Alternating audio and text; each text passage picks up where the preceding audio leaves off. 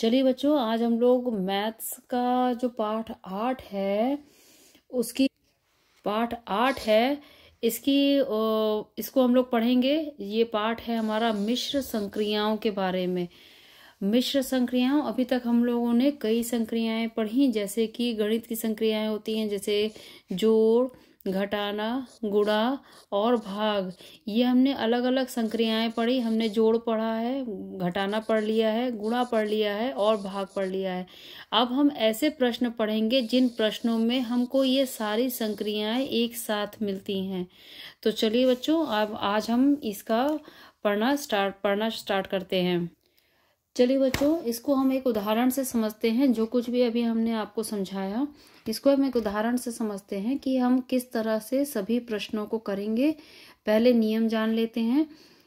जब भी हमारे सामने कोई एक प्रश्न आता है जिसमें कई संक्रियाएं होती हैं, जैसे मान लीजिए हमारे सामने एक प्रश्न आया है 4 गुणा 3, जोड़ करेंगे इसमें 8 का, भाग देंगे इसमें 2 और घटा देंगे 6। ये हमारे पास एक प्रश्न है। तो इस तरह के प्रश्न में देखिए, इसमें गुणा भी है, जोड़ भी है, भाग भी है और घटाना भी दिया हुआ है। तो इस तरह के प्रश्न में जब भी हमारे सामने आएगा तो सबसे पहले हम करेंगे इसमें भाग। सबसे पहले भाग करेंगे, इसके बाद हम करेंगे गुणा, इसके बाद हम करेंगे गुणा और इसके बाद हम करेंगे जोड़ और लास्ट में हम करेंगे घटाना। ठीक है बच्चों, इसके बाद हम करेंगे घटाना। इसका मतलब सबसे पहले हम भाग करेंगे, पहले हमको भाग करना है, इन दोनों के बीच में भाग करेंगे। ठीक, इसके बाद हमको गुणा करना है, तो हम इन दोनों के बीच में गुणा करेंगे। नेक्स्ट हमें जोड़ करना है, तो इन दोनों को सॉल्व करने से जो आएगा वहां उन दोनों के बीच में हम क्या करेंगे, उन दोनों के बीच में हम यहाँ पे जोड़ करेंगे। ये जो हमारा आएगा इसके बीच में हम जोड़ करेंगे और लास्ट में जो आएगा यहाँ पे इन दोनों को जोड़ने के बाद जो आएगा और उसको हम लास्ट में हम घटा देंगे। तो चलिए हम इसको एक बार आपको करके दिखाते हैं, तो आपको ज्यादा बेहतर से समझ में आएगा। सबसे पहले हमें इन दोनों के बीच में भाग करना है। तो हम स्टार्ट करते हैं। बाकी चीजें वैसे के वैसे ही उतारेंगे हम नीचे। 4 गुणा 3 प्लस 8 में जब हम 2 का भाग देंगे तो यहाँ पे आएगा 4 और इन दोनों को हमने भाग दिया है, इन दोनों को हमने भाग दिया तो 4 आया इन दोनों को। और उसके बाद ये वैसे ही हम उतार लेंगे -6। अब नेक्स्ट, अब फर्स्ट स्टेप में हमने डिवाइड किया जैसा कि हमने देखा था। सेकंड स्टेप में हमको करना था गुणा, जैसा कि हमने पहले जाना था। तो इन दोनों को गुणा कर लेंगे हम। 4 3 जा, यहाँ पे आया 12। बाकी सारे चीजें हम वैसे के वैसे ही, नंबर्स और साइन हम वैसे के वैसे ही उतार लेंगे नीचे। 4 उतारा, माइनस उतारा, 6 उतारा। अब इसके बाद हमें करना है ऐड, इन दोनों के बीच में ऐड करेंगे हम। नेक्स्ट 12 प्लस 4 जब हम करेंगे तो 12 प्लस 4 करने से आता है 16 और बाकी चीजें हम वैसे के वैसे ही उतार लेंगे। ये साइन ऐसे कैसे उतारा, 6 ऐसे कैसे उतारा। अब 16 में से हम 6 को माइनस कर देंगे। जब हम 16 में से 6 को माइनस करेंगे तो यहाँ हमको आंसर मिलेगा 10। तो ये हमारा हो गया आंसर। आप लोगों को समझ में आया बेटा कैसे स्टेप बाय स्टेप हम आगे बढ़ रहे हैं? तो इसी तरह से हमको आंसर लेना है। और जो हमारे पास मिश्र संक्रियाओं के इस तरह के प्रश्न आते हैं तो किस तरह से हमको इसको सॉल्व करना है। नेक्स्ट हम एक और एग्जांपल लेते हैं।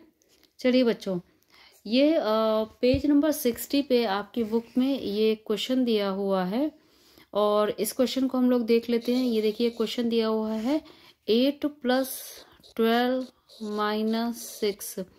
इसमें यहाँ पर आप देख रहे हैं कि हमने अभी आपको बताया था कि पहले हम भाग करते हैं, फिर हम गुणा करते हैं, फिर हम जोड़ करते हैं, लास्ट में हम घटाना करते हैं। यहाँ इस प्रश्न में इस प्रश्न में तो ना हमें ये भाग दिया हुआ है, ना ये गुणा दिया हुआ है। इस प्रश्न में सिर्फ हमारे पास जोड़ है और ये घटाना है। तो सबसे पहले हम क्या करेंगे, सबसे पहले हम जोड़ करेंगे, उसके बाद घटाना करेंगे। हम एक क्रम में करते हैं कोई भी चीज़, ये जितनी भी संक्रियाएं हैं हम एक क्रम में करते हैं।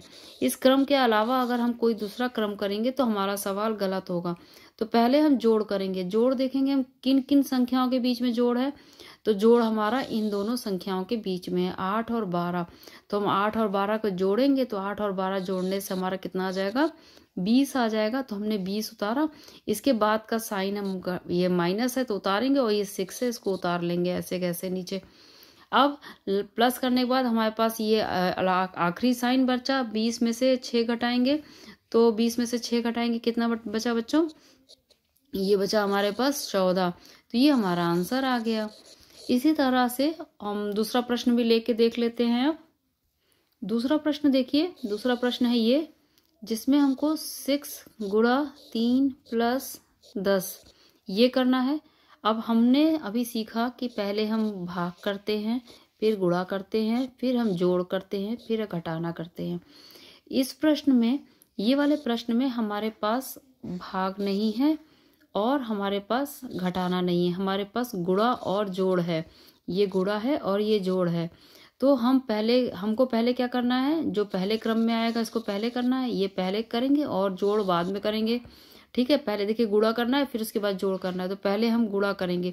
गुणा किसके किसके बीच में है, 6 और 3 के बीच में गुणा है। तो 6 के पहाड़ा पड़ेंगे, 6 3 जा 6 पहाड़ा पढ़िए बेटा, 6 3 जा 18।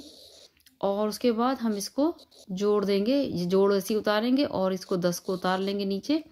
अब इन दोनों को जोड़ देंगे हम, 18 और 10 को हम जोड़ेंगे तो कितना बचा हमारे, कितना आ गया हमारे पास, 28। ये हमारा हो गया आंसर।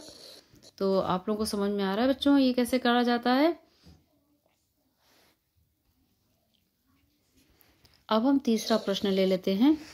आप लोग समझते जाइए बच्चों इसको किस तरह करते हैं, बहुत ही सिंपल है। तीसरा प्रश्न है हमारा 4 × 4 + 6 डिवाइडेड बाई 2।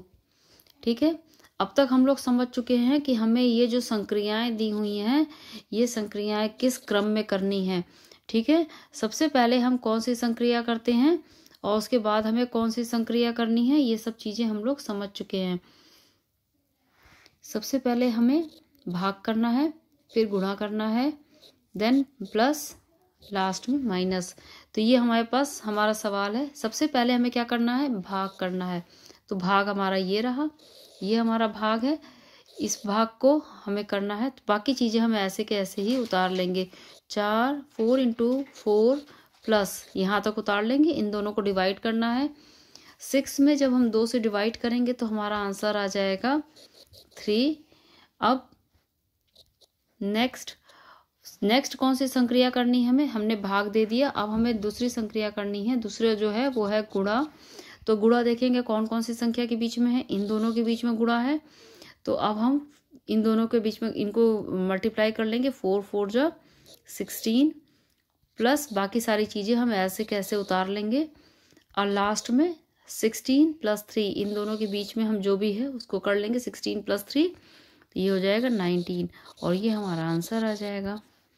तो उम्मीद है बच्चों आप लोगों को ये समझ में आ गया होगा। और बाकी क्वेश्चंस के साथ हम दोबारा फिर से, आपको अगर प्रॉब्लम होगी तो बिल्कुल हम उसकी एक्सरसाइज, उसकी प्रैक्टिस करवा देंगे।